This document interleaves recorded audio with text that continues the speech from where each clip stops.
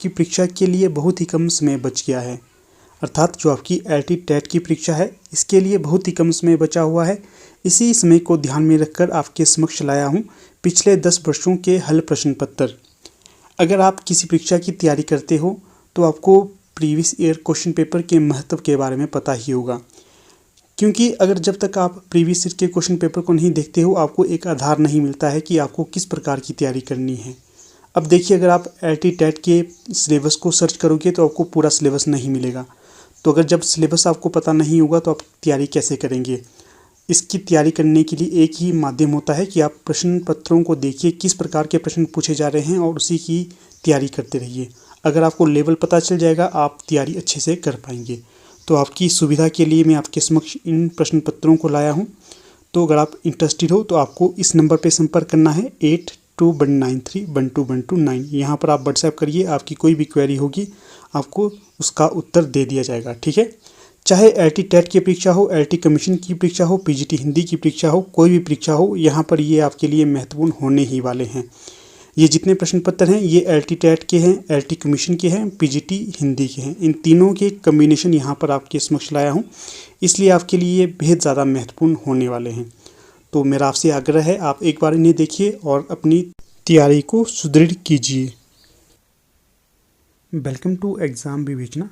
तो दोस्तों, जैसा कि आपको पता है हम अपने इस चैनल पर डिस्कस कर रहे हैं LT टेट के लिए PYQ सीरीज़। तो इस वीडियो से पहले भी हमने इसके बहुत से पार्ट्स को डिस्कस कर लिया है। अगर अभी तक आपने उन्हें विजिट नहीं किया है तो आप एक बार डिस्क्रिप्शन बॉक्स में जाइए, वहाँ पर आपको प्लेलिस्ट का लिंक मिल जाएगा। आप पहले भी उन्हें विजिट करिए ताकि आपको प्रश्नों का स्तर पता चलता रहे। ठीक है, तो चलिए अब वीडियो को स्टार्ट कर देते हैं। तो देखिए, यहाँ पर प्रश्न पूछा गया है 19, आर्य समाज की स्थापना किसने की है। तो विकल्प में जो यहाँ पर दिए गए हैं रामकृष्ण परमहंस, महर्षि अरविंद, स्वामी दयानंद सरस्वती और केशव चंद्र सेन। तो जो सही विकल्प हो जाएगा 19 का तो वो हो जाएगा विकल्प सी, स्वामी दयानंद सरस्वती के द्वारा आर्य समाज की स्थापना की गई थी। अगला प्रश्न देखिएगा यहाँ पर 20, 76 साल दशक काव्य के कवि कौन हैं। तो यहाँ पर जो सही विकल्प हो जाएगा भूषण। जो भूषण है इनकी रचना हो जाएगी 76 साल दशक। अगर ये प्रश्न पूछा जाए आपसे कि जो भूषण हैं ये किस काल से संबंधित रहे हैं तो भूषण रहे हैं रीतिकाल से संबंधित। अगर ये पूछा जाए कि जो भूषण थे किस रस में कविता करते थे तो भूषण इकलौते रीतिकालीन कवि थे जो संपूर्णतः वीर रस में कविता करते थे। अगर इनके आश्रयदाताओं का नाम पूछा जाए तो एक तो हो जाएंगे छत्रसाल और दूसरे हो जाएंगे शिवाजी। इन दोनों के आश्रय में रहकर ये वीर रस की कविताएं रचते थे। अगला प्रश्न देखिए 21, करुण रस का स्थायी भाव क्या है। तो जो करुण रस का स्थायी भाव हो जाएगा तो यहाँ पर सही विकल्प हो जाएगा शोक। देखिए, यहाँ से आपसे एक दो प्रश्न बन सकते हैं कि जो रसों की संख्या कितनी है। मूलतः अगर रसों की संख्या मानी जाए तो वो 9 होगी। अगर आपसे ये पूछा जाए कि भरत मुनि के द्वारा रसों की संख्या कितनी मानी गई थी, उनके द्वारा रसों की संख्या 8 मानी गई थी। वे कौन सा रस था जिसकी उन्होंने स्थापना नहीं की थी या उसका प्रचार नहीं किया था, तो वो था शांत रस। अगला प्रश्न है 22, रस निष्पत्ति की अभिव्यक्ति परक व्याख्या किसने की है। तो यहाँ पर सही विकल्प हो जाएगा अभिनव गुप्त के द्वारा रस निष्पत्ति की अभिव्यक्ति परक व्याख्या की थी।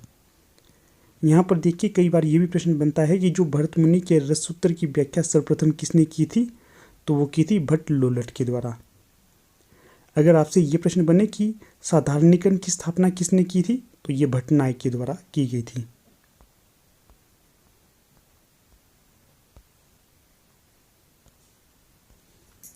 अगला प्रश्न देखिए 23, भारतेंदु की बालाबोधिनी पत्रिका का संबंध किससे रहा है। आपको पहले ध्यान रखना है कि जो बालाबोधिनी पत्रिका है इसका संबंध किस संपादक से रहा है, तो ये भारतेंदु हरिश्चंद्र से रहा था।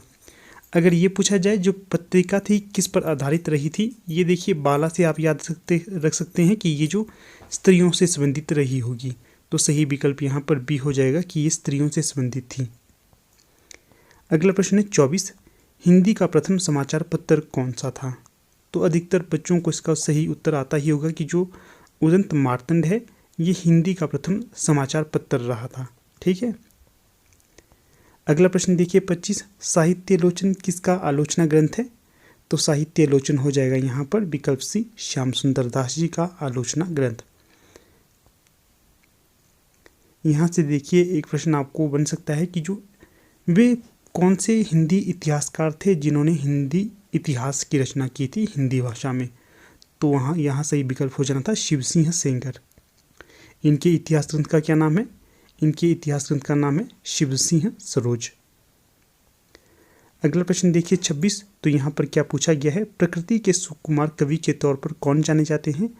तो प्रकृति के सुकुमार कवि के तौर पर जाने जाते हैं सुमित्रा नंदन पंत। सही विकल्प यहाँ पर ए हो जाएगा। कभी आपसे ये पूछा जाए कि सुमित्रा नंदन पंत का संबंध किस राज्य से रहा है? तो ये उत्तराखंड से रहा है। उस समय उत्तराखंड और उत्तर प्रदेश एक ही राज्य था, तो आप उत्तर प्रदेश भी कहीं कहीं पढ़ सकते हैं, परंतु वर्तमान में उत्तराखंड और यूपी अलग अलग हो गए हैं। तो यहाँ से देखिए जो 4 कवि हैं, सुमित्रा नंदन पंत, निराला, महादेवी वर्मा और जयशंकर प्रसाद, इन चारों को छायावाद का आधार स्तंभ कहा जाता है। इसका भी ध्यान रखना है आपने। अगर ये प्रश्न आपसे बने कि जो छायावाद का प्रवर्तक किसे माना जाता है, तो ये जयशंकर प्रसाद जी को छायावाद का प्रवर्तक माना जाता है। अगला प्रश्न है 27, कामायनी महाकाव्य के रचनाकार कौन है? तो देखिए अभी हम चर्चा कर रहे थे जयशंकर प्रसाद की, तो यहाँ पर इनका प्रश्न भी आ गया कि कामायनी महाकाव्य के रचनाकार थे जयशंकर प्रसाद। अगर ये प्रश्न आपसे बने कि कामायनी महाकाव्य में कितने सर्ग हैं, तो कामायनी महाकाव्य में 15 सर्ग हैं। इसका भी ध्यान रखिएगा। अगला प्रश्न है 28, तितली व कंकाल उपन्यासों के उपन्यासकार कौन हैं?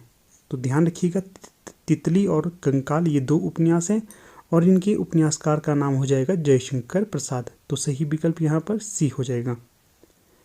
अगर यहाँ पर देखिए विकल्प ए है श्रीधर पाठक। अगर आपसे ये प्रश्न पूछा जाए कि श्रीधर पाठक को स्वच्छंदतावाद का प्रथम कवि किसने माना है, तो ये माना था आपके आचार्य रामचंद्र शुक्ल के द्वारा इन्हें स्वच्छंदतावाद का प्रथम कवि या खड़ी बोली का प्रथम कवि माना जाता है। अगर भारतेंदु हरिश्चंद्र की चर्चा की जाए तो इन्हें हिंदी साहित्य का अग्रदूत माना जाता है, और जो मैथिली शरण गुप्त है इनके द्वारा साकेत नामक महाकाव्य की रचना की गई है। आगे देखिएगा 29, राष्ट्रकवि मैथिली शरण गुप्त की रचना नहीं है। तो आपके समक्ष यहाँ पर 4 विकल्प दिए गए हैं, इनमें से एक रचना राष्ट्रकवि मैथिली शरण गुप्त की नहीं है, तो वो कौन सी होगी? तो देखिए जो विकल्प डी है बनाष्टक, ये मैथिली शरण गुप्त की रचना नहीं होगी। बाकी भारत भारती, पंचवटी, यशोधरा, ये तीनों ही मैथिली शरण गुप्त की रचनाएं हो जाएंगी। तो यहाँ पर देखिए विकल्प ए है भारत भारती, ये आपकी राष्ट्रवादी तौर पर लिखी गई थी या राष्ट्रीयता को आधार में रखकर इस रचना को रचा गया था। बहुत ही सुंदर रचना है। यहाँ पर आपको भारत के पास्ट, प्रेजेंट और फ्यूचर के बारे में बताया गया है, किस प्रकार की स्थिति रही है भारत की। अगला जो प्रश्न है श्रीधर पाठक की रचना नहीं है। तो देखिए विकल्प में है 4, देहरादून, कश्मीर सुषमा, वैदेही वनवास और भारत गीत। इनमें से जो श्रीधर पाठक की रचना नहीं होगी तो वो हो जाएगी विकल्प सी, वैदेही वनवास इनकी रचना नहीं होगी। बाकी देहरादून, कश्मीर सुषमा और भारत गीत ये तीनों ही श्रीधर पाठक की रचनाएं हो जाएंगी। अगर आपसे ये प्रश्न पूछा जाए वैदेही वनवास किसकी रचना होगी, तो ये हरिऔध जी की रचना हो जाएगी। हरिऔध जी की प्रसिद्ध रचना है प्रिय प्रवास, जिसे हिंदी की प्रथम महाकाव्य के तौर पर भी जाना जाता है या खड़ी बोली की महाकाव्य के तौर पर भी जाना जाता है। इसका भी ध्यान रखना है आपने। अगला देखिए 31, पद्मावत को ट्रेजेडी किसने कहा है? तो जो पद्मावत है जायसीकृत पद्मावत, इसे ट्रेजेडी भी कहा है। तो किसने कहा था? तो ये कहा था विजय देवनारायण शाही के द्वारा। जो 31 का सही विकल्प हो जाएगा बी। तो यहाँ पर देखिए मुझे एक और प्रश्न याद आ रहा है कि जो डॉक्टर नगेंद्र है, कई बार बच्चों को कंफ्यूज करने के लिए प्रश्न पूछा जाता है कि जो डॉक्टर नगेंद्र है इनके द्वारा हिंदी साहित्य का इतिहास लिखा गया है या नहीं। तो ध्यान रखना है कि जो डॉक्टर नगेंद्र है इनके द्वारा हिंदी साहित्य का इतिहास का संपादन किया गया है, ना कि लिखा गया है। आगे देखिएगा 32, निर्मल वर्मा की कवे और काला पानी कहानी किस पत्रिका में प्रकाशित हुई? तो देखिएगा पहले तो ध्यान रखना है कि जो निर्मल वर्मा की रचना है कवे और काला पानी, ये किस विधा की रचना है? ये कहानी विधा की रचना है। और जो प्रश्न पूछा गया है किस पत्रिका में इसे प्रकाशित किया गया था, तो ये किया गया था आपके धर्मयुग पत्रिका में। विकल्प बी यहाँ पर सही हो जाएगा। और जो धर्मयुग के प्रवर्तक या संपादक के तौर पर अधिकतर जाने जाते थे, तो ये धर्मवीर भारती थे। अगला प्रश्न देखिएगा 33, सही कालक्रम छांटिए। तो आपके समक्ष यहाँ पर 4 उपन्यास दिए गए हैं, इनमें से जो सही क्रम पर होंगे तो वो हो जाएगा आपका 33 का सही विकल्प डी। सबसे पहले परख, फिर सुनीता, फिर त्यागपत्र और फिर कल्याणी। तो जो ये चारों उपन्यास होंगे किसके होंगे, जैनेन्द्र के उपन्यास हो जाएंगे। अगर ये प्रश्न आपसे पूछा जाए जैनेन्द्र किस प्रकार के उपन्यासकार थे, तो ये थे आपके मनोवादी या मनोविश्लेषणवादी उपन्यासकार। तो अगला प्रश्न देखिए 34, कमलेश्वर को कितने पाकिस्तान उपन्यास पर 2003 का कौन सा पुरस्कार मिला था। तो यहाँ से भी प्रश्न बन सकता है कि कितने पाकिस्तान किसका उपन्यास है, तो ये कमलेश्वर का है। ये भी प्रश्न बन सकता है कि 2003 में इसे किस पुरस्कार से नवाजा गया था, तो ये नवाजा गया था आपका साहित्य अकादमी पुरस्कार से। तो इन तथ्यों को याद रखिएगा, बेहद ज़्यादा महत्वपूर्ण तथ्य हैं ये। तो ठीक है, अब यहाँ पर अपनी वीडियो का समापन कर लेते हैं। आप लोग अंत तक बने रहे, इसका बहुत बहुत धन्यवाद। तो दोस्तों, अगर आप LT टेट की तैयारी कर रहे हैं और LT टेट के महत्वपूर्ण नोट्स को खरीदना चाहते हैं, तो आप दिए गए नंबर पर व्हाट्सएप माध्यम से संपर्क कर सकते हैं। यहाँ पर आपको ये नोट्स उपलब्ध करवा दिए जाएंगे।